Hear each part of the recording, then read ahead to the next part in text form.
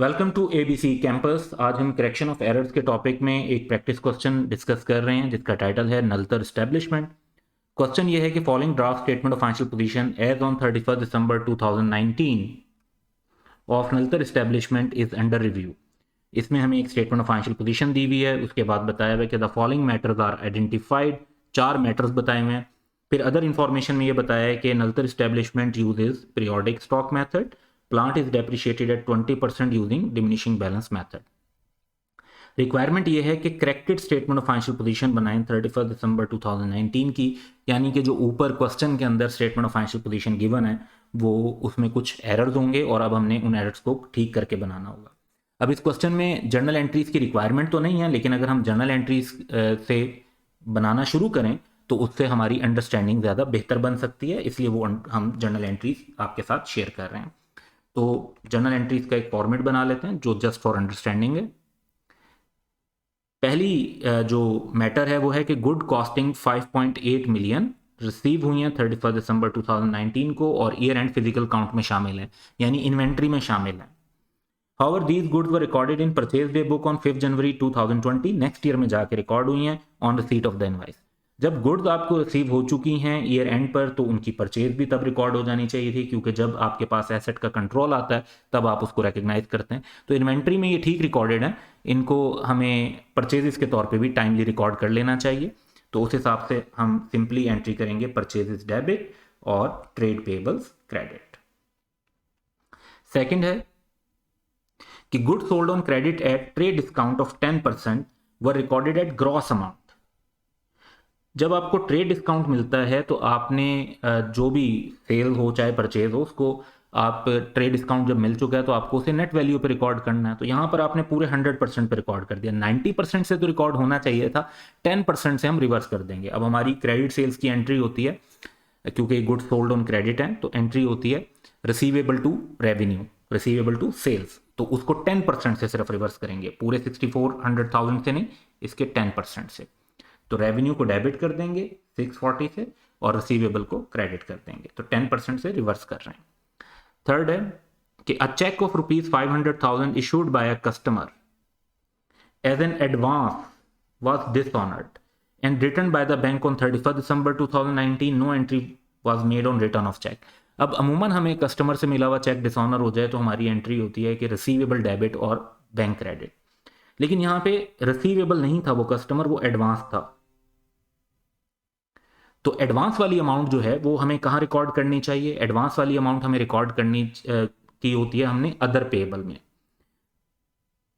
तो हम जो एंट्री करेंगे वो करेंगे कि अदर पेएबल को डेबिट कर देंगे, यानी एडवांस फ्रॉम कस्टमर को, और बैंक को क्रेडिट कर देंगे।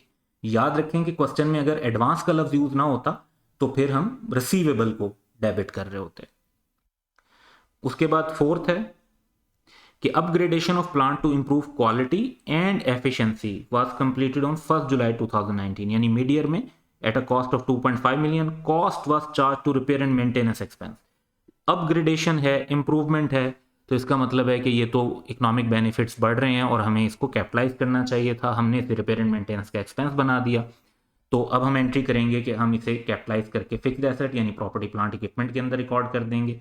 दूसरी तरफ जो रिपेयर एंड मेंटेनेंस का एक्सपेंस बना दिया उसको रिवर्स करने के लिए क्रेडिट कर देंगे। नेक्स्ट इंपैक्ट इसका ये होगा कि 20% रिड्यूसिंग बैलेंस मेथड के हिसाब से डेप्रिसिएशन भी चार्ज होनी चाहिए। 1 जुलाई से 31 दिसंबर तक 6 मंथ बनते हैं, तो डेप्रिसिएशन इस अमाउंट पे 20%, 6 मंथ की 250 बनती है। Depreciation debit, accumulated depreciation credit. तो हमने सबसे पहले तो ये एंट्रीज कर लेनी है। जब हम एंट्रीज कर लेंगे तो उसके बाद हमारा काम बिल्कुल आसान है। अब हम क्वेश्चन में से सिर्फ वो स्टेटमेंट ऑफ फाइनेंशियल पोजीशन अपने सामने रखते हैं जिसमें एरर्स हैं, और जो हमने सोल्यूशन अभी बनाया जर्नल एंट्रीज का सपोर्ट के लिए उसको सामने रखते हैं, और सिंपली अब आंसर की तरफ चलेंगे।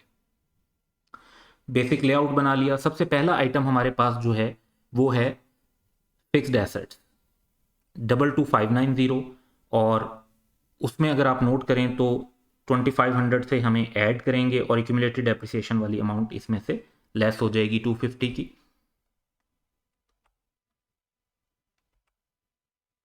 24840 के शो होंगे। उसके बाद नेक्स्ट आइटम हमें दिया हुआ है इन्वेंट्री का। स्टॉक से रिलेटेड कोई भी एडजस्टमेंट नहीं है तो इन्वेंट्री तो हम एज इट इज मेंशन कर देंगे। उसके बाद आइटम है जी ट्रेड रिसीवेबल का।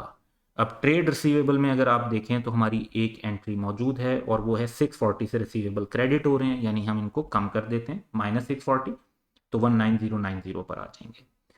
इसके बाद ड्राइंग्स शो की हुई हैं, ड्राइंग्स तो दूसरी साइड पर शो होनी चाहिए, तो ड्राइंग्स को हम इक्विटी एंड लाइबिलिटीज वाले पोर्शन के अंदर लिख देते हैं।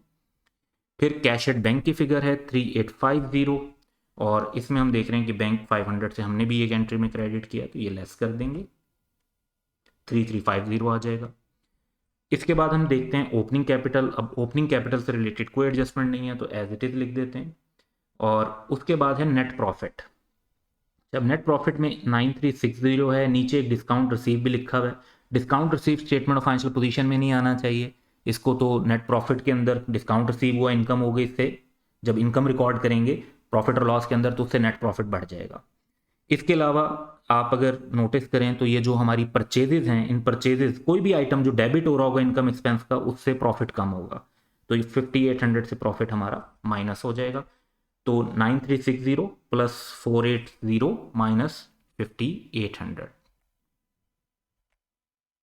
इसके अलावा भी कुछ फिगर्स हैं प्रॉफिट की, जैसे ये रेवेन्यू है 640 का, ये भी माइनस होगा। फिर रिपेयर एंड मेंटेनेंस क्रेडिट हो रही हैं, क्रेडिट वाले आइटम प्लस होंगे, डेप्रिसिएशन है डेबिट, तो ये भी माइनस होगा। तो -640 प्लस 2500 माइनस 250, नेट प्रॉफिट की करेक्ट फिगर आ जाएगी 5650। इसके बाद हमारे पास जो फिगर है वो है ट्रेड पेबल्स की 17332 और इसमें ट्रेड पेबल्स 5800 के हम क्रेडिट करके फर्दर ऐड कर देंगे। फिर हमारे पास फिगर है अदर पेबल्स की 2680 और ये डेबिट हो रहे हैं 500 से, लाइबिलिटी डेबिट हो तो कम हो जाती है तो माइनस कर देंगे 2180। फिर उसके बाद हमारे पास एक्रूड एक्सपेंस हैं, इनसे रिलेटेड कोई एडजस्टमेंट नहीं है, तो इनको एज इट इज लिख देंगे। अच्छा, अब अगर आप नोट करें तो हमने हर फिगर एक बार स्टेटमेंट ऑफ फाइनेंशियल पोजीशन से पिक किया और एक इफेक्ट एंट्री का भी ले लिया हर चीज़ का, तो और सारी चीज़ों के साथ अब हमें टिक लगा हुआ नज़र आ रहा है, यानी कोई भी चीज़ मिस नहीं हुई। तो अब हमें टोटल्स कर लेने चाहिए। पहले हम बॉर्डर्स और लाइंस लगा लेते हैं। अब सबसे पहले करंट एसेट्स का अगर हम टोटल कर लें 37760, इनके अंदर फिक्स एसेट्स को ऐड करेंगे तो 62,600। इक्विटी का टोटल कर लेते हैं 36490 और उसके बाद करंट लाइबिलिटीज़ का टोटल 26110 और इस साइड का टोटल भी 62,600 रुपीज़ इन थाउजेंड के अंदर बन जाएगा। और ये इस तरह से टैली भी बन गया और करेक्टेड भी हमारे पास फिगर्स आ गए। So that's all for today. Have a good day.